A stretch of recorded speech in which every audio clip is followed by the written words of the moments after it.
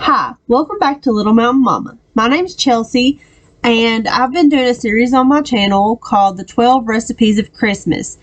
This video is actually going to contain recipes 7 and 8, and that will be scrambled eggs and gravy. I made a big breakfast for our Christmas at our house, and that just happened to be two of the main things we had was scrambled eggs and gravy. It goes with any good breakfast. Very good staples to have. So, for my scrambled eggs, I start out with 6 eggs just because there was 5 people here to feed. And so once I crack all those in there, I like to add heavy cream. That's something I've started doing here recently, and it has been a game changer. We absolutely love the way it tastes. It does so good. After that, I add salt and pepper, and then I just whisk it with whatever I've got, whether it be a fork, a whisk. Don't use a spoon because that doesn't help anything. But, grab whatever you can mix with and have at it.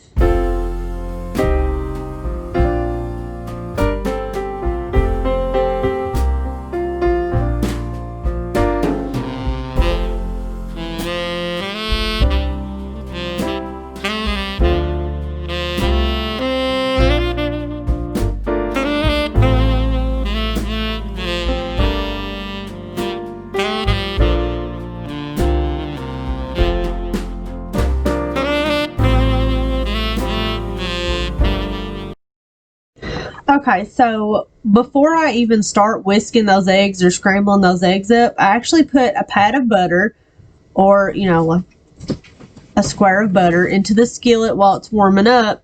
And I spread it all around every edge, every nook and cranny of that pan, so that way it's well coated and my eggs don't stick.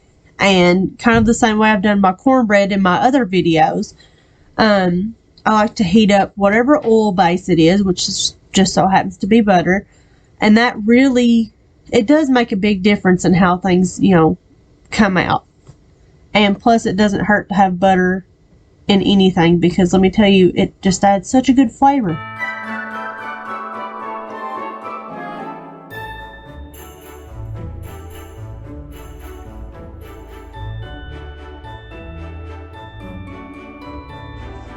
Now, after I get my butter spread out in my skillet for my eggs, I also put out my cast iron skillet.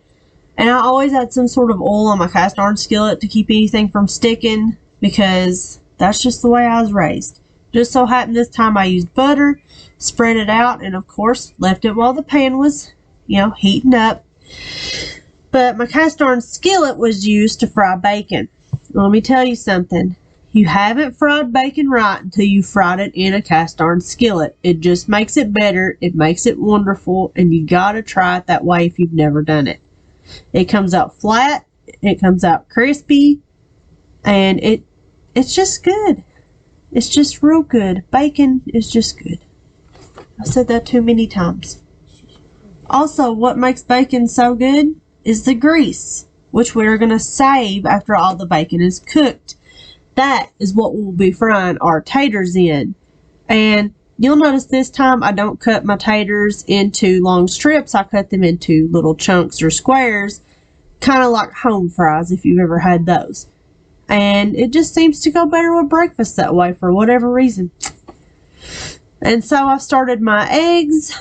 And to stir your eggs, if you want them to be fluffier, something I learned my granny taught me was take a wood spoon. Or in my case, I found a wood spatula. But, if I had a wood spoon, I just couldn't find it. Wasn't where it belongs. I have a 2-year-old who likes to kidnap my kitchen utensils. Anywho. So, if you take a wooden spatula or a wooden spoon, your eggs will come out fluffier. If you can't find a wooden spoon, a big metal spoon does the trick as well. I just prefer wooden spoons and utensils if I'm able to have them.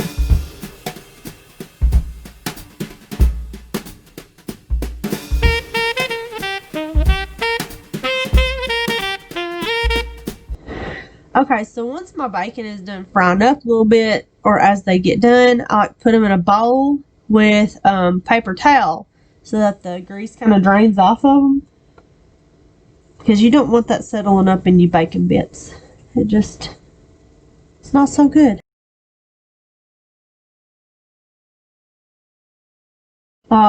Bacon. Frying up in the pan. Looking so good I would date it if I wasn't married.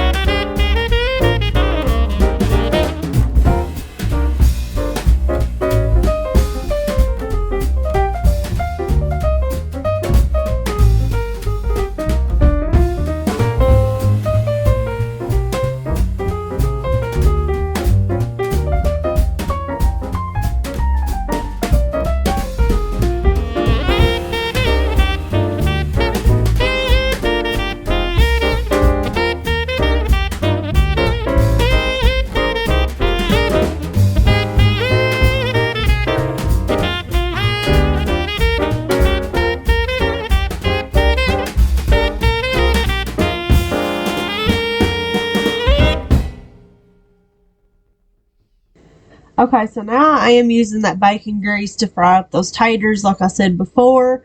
Look at them already starting to get kind of caramelized. They're getting a little browned up. That is what you want to see when you put your taters in the oil or grease or whatever you're using to fry them. You want to see them start to get not blackened, but kind of brown. You want to see them turn a little golden on the edges right about as soon as you put them in. Then you want to find you a good lid of some sort, and you want to cover those taters up so that way the steam cooks the taters on the inside while the oil is crisping them on the outside. That way your taters are fully cooked and you don't get a hard spot when you go to bite into them, because that is no fun. You get a pretty looking tater and then you go to bite into it and it's still crunchy. So covering those taters it's a very, very important step. Do not forget that. Also, side note, if you notice to my left, I've actually been making toast in the same skillet I used to make my scrambled eggs. I don't dirty more dishes than what I have to, and you can't taste the egg anyways. Alright, so now I'm starting to make my gravy, and I'm taking the sausage grease. I saved that from the sausages I made earlier, and I reheated it up on medium-high heat, and I waited until I seen it start to kind of bubble, and then I poured my milk in, and I just eyeballed it. You can measure it out if you want to. It just takes a little bit to get the hang of. Don't add too much flour. You'll want to. You'll see that there's a lot of liquid in there. You'll see that your flour is not thickening up like you think it should.